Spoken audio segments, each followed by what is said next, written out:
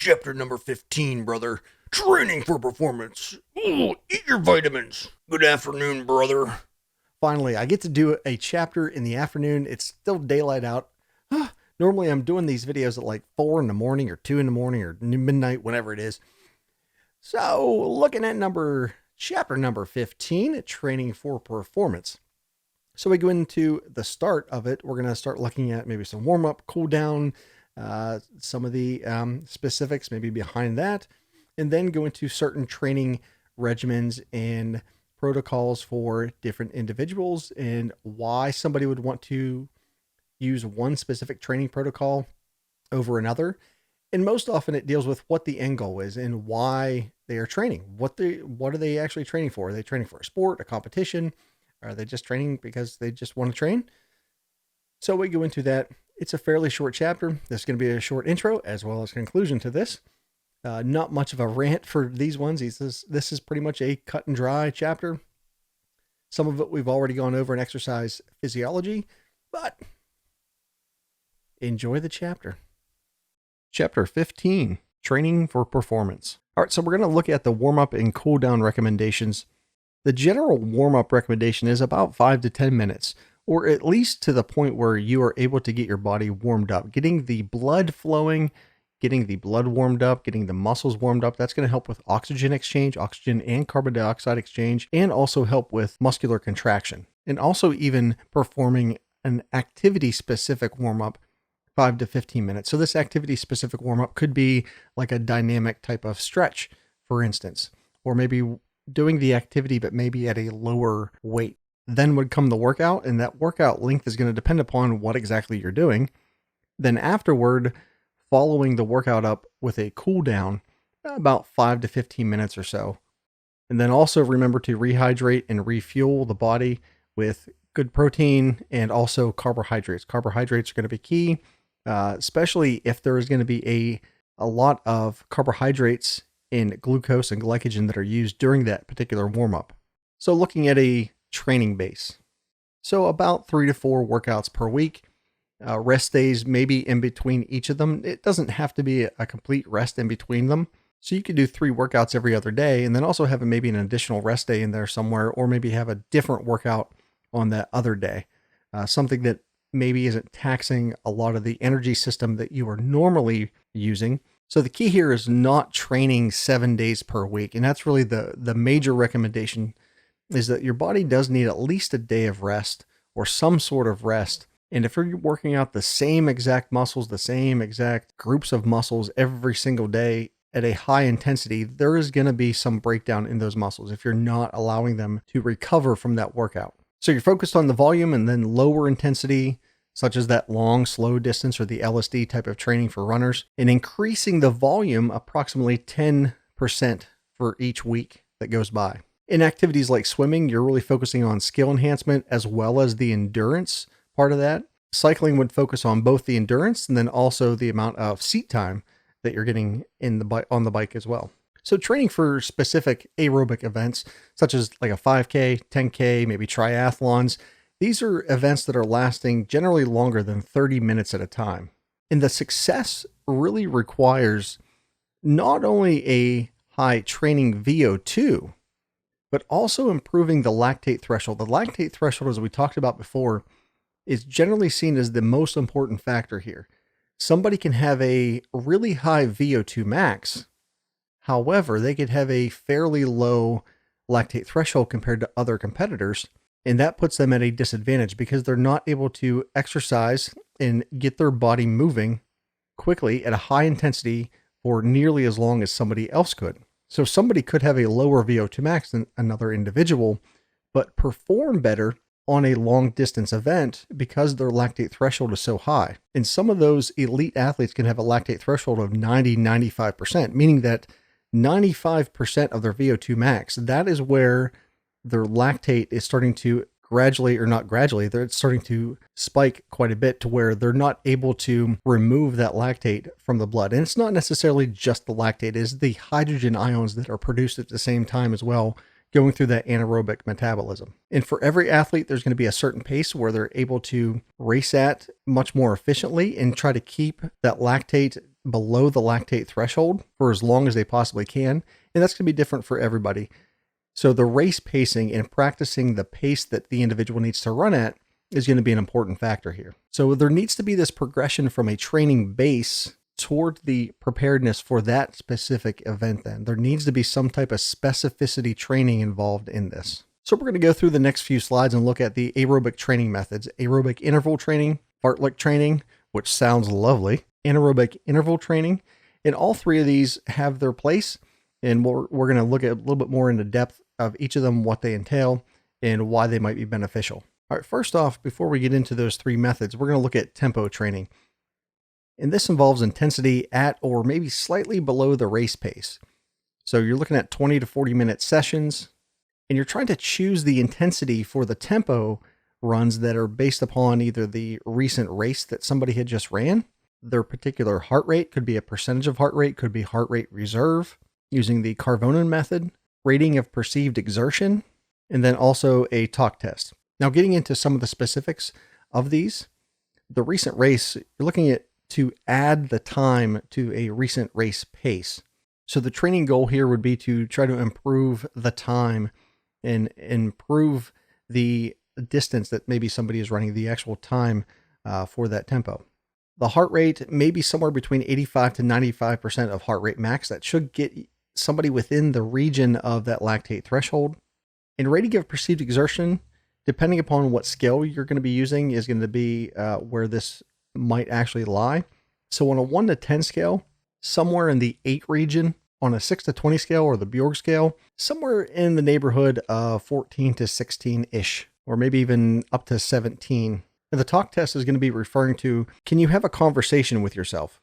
If you can have a conversation, and it's a fluid conversation with yourself, or maybe a running partner or an exercise partner, then it's not intense enough. It needs to be to the point where it's becoming slightly difficult to have a normal conversation without having to break in between certain words and in the sentences to breathe a little bit more. And it's becoming a little bit more difficult to continue that conversation because you're trying to focus on the activity itself. And it's becoming intense enough to where the breathing is starting to affect your speech. All right, going into interval training. So this is alternating periods of exercise or the work that is being performed with periods of recovery. Longer work intervals are emphasizing the aerobic system. So the goal here is to be somewhere between the 95 to 100% of VO2 max as long as possible. Some people are going to be able to do that depending upon their lactate threshold, but pushing those boundaries are going to help to push that lactate threshold a little bit more, and also tax the cardiovascular system a little bit more and try to improve the VO2 max as much as possible. The shorter, more intense work interval emphasizes more the anaerobic pathways, and this is really going to start to bump up the lactate threshold. In fact, we'll look at anaerobic interval training as well as the high intensity interval training and how that can be beneficial. Now, there also needs to be some sort of active recovery versus a passive recovery. An active recovery is you're actually doing something, you're performing some type of task after the exercise or the workout. Passive would be you're just resting. You might be lying down, you might be sitting in a chair, might be just standing there. Performing some type of active recovery is going to help to get the heart rate and the blood pressure down to normal levels, and it's going to help to recover in terms of the lactate. So keeping the blood flowing post-exercise. Now, this active recovery doesn't need to be too intense. Somewhere in the neighborhood of maybe 20 to 30% VO2 max. It could even maybe be around 40% VO2 max, which is plenty. But it doesn't need to go into that intermediate intensity or maybe moderate to high intensity exercise. It can be a low intensity activity. Some elements of aerobic interval programs. So the duration or the distance of work intervals is approximately 2 to 3 minutes, give or take. The intensity of the intervals, again, 90 to 100% of VO2 max. So trying to push those boundaries as much as physically possible. Now, the number of work intervals is going to be a little bit dependent upon what the final goal will be, but try to limit the total duration of the work intervals to maybe 10 to 20 minutes. And the duration of the recovery intervals, this is again, low intensity recovery equal to or less than the actual work duration. So again, an active type of recovery, and performing this about 1 to 2 times per week. All right, probably the favorite training method in my classes, at least when we talk about it, the fartlek training nomenclature.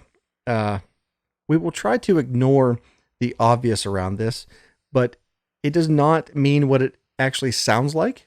It is Swedish for speed play.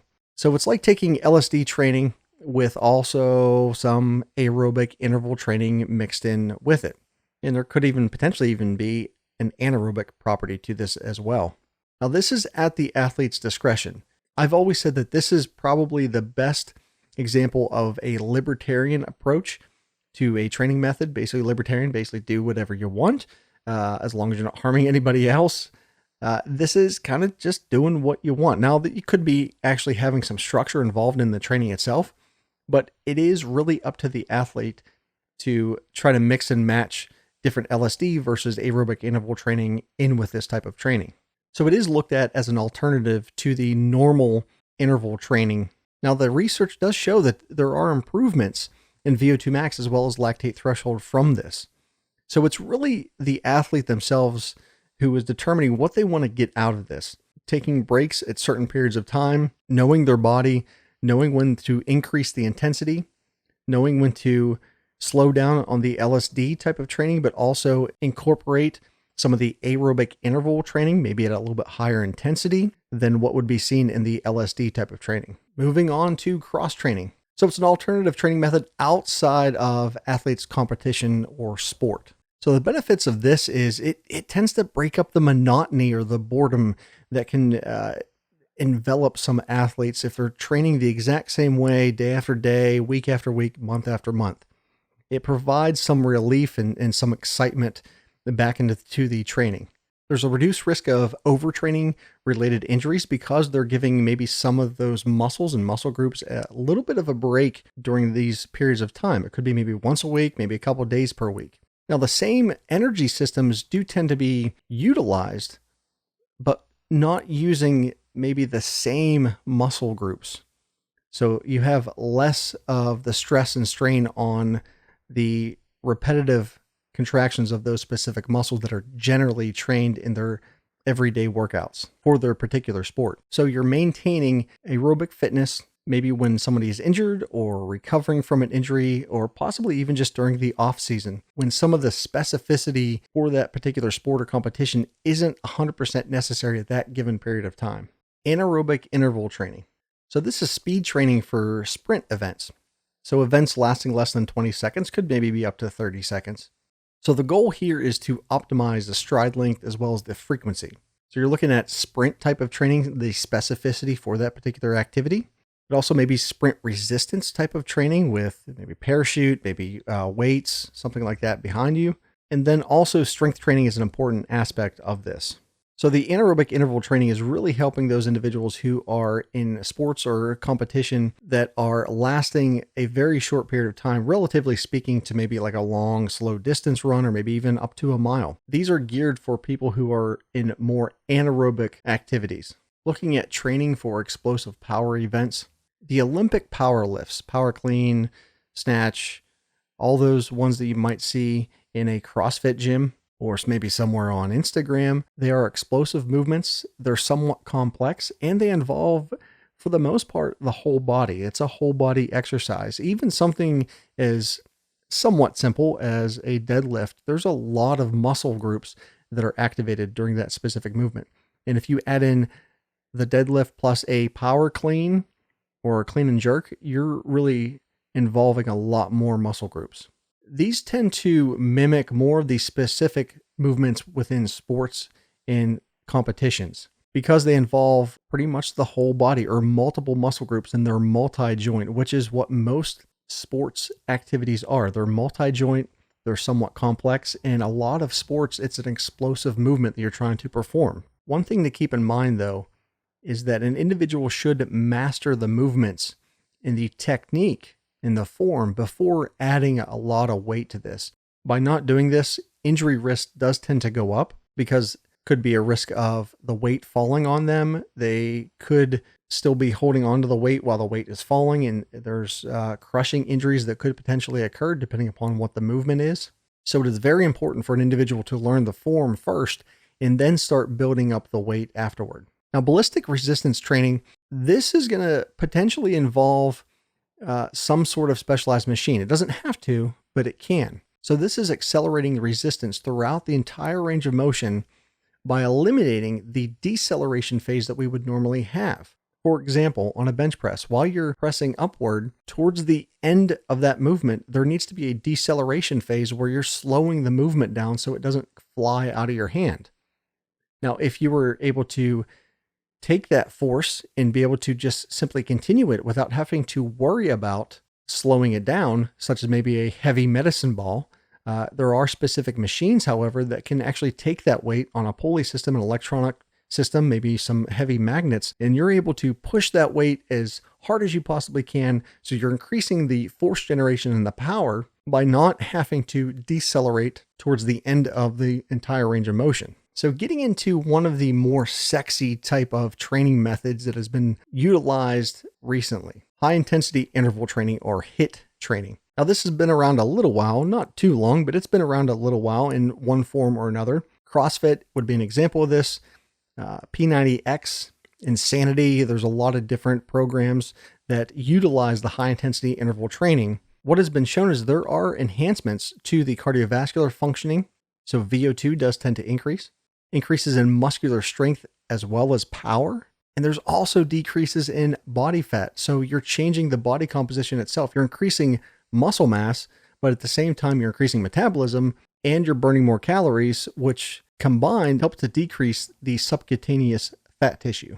Now there's this concept of hypermaximal, which is greater than your actual VO2 max. I know that sounds almost impossible, but these are very short duration exercises. And we're talking about, 10 seconds, 15 seconds, maybe 20 seconds, and you're going above and beyond what your body is generally capable of doing. If you know that you're going to be exercising for 8 minutes or whatever it is, you're going to get to a VO2 max, and that's going to be it. But if you are shortening that exercise for a very short period of time to maybe 10, 15 seconds in sprinting, there's going to be a response to have an increase in VO2 max above what your 100% VO2 max is. Now, these do tend to be maybe longer recovery intervals as well. We're talking a couple minutes, 3 minutes, maybe even up to 5 minutes, depending upon the individual and what the goal is. If your goal is to try to increase lactate threshold, then continuing to allow some of that lactate to stay in the body, stay in the bloodstream, and trying the exercise again before that's back down to somewhat normal levels, that's going to help to increase that lactate threshold. There is a tremendous neuromuscular stress on the body when performing these high intensity interval types of exercises. There's also a large response for muscular growth because there's a large response of increases in hormonal release, in particular human growth hormone, as well as testosterone.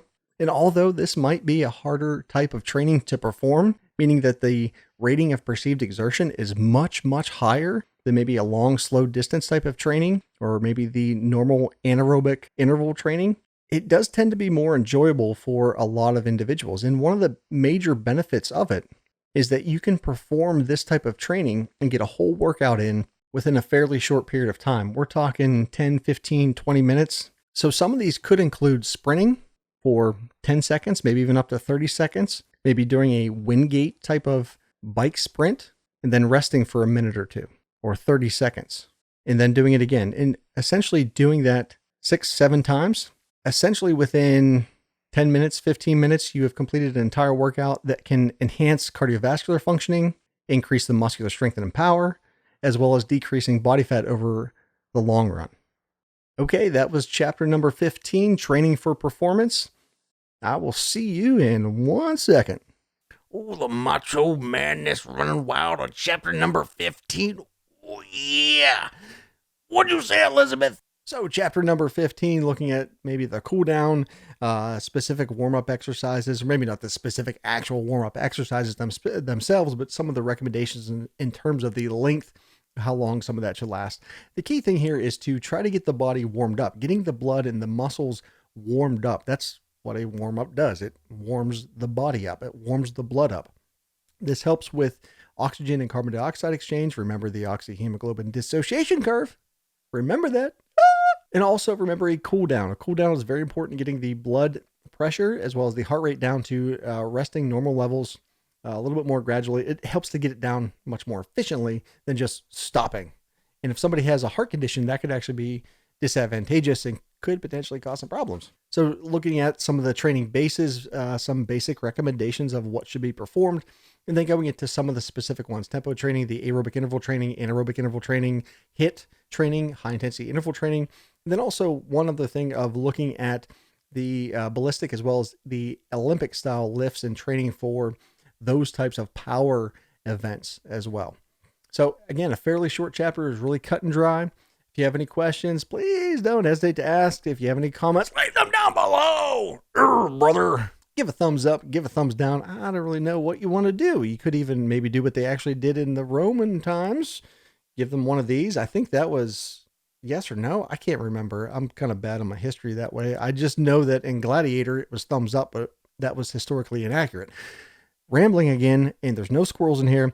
So I'm going to say thank you for watching. If you have any questions, please let me know.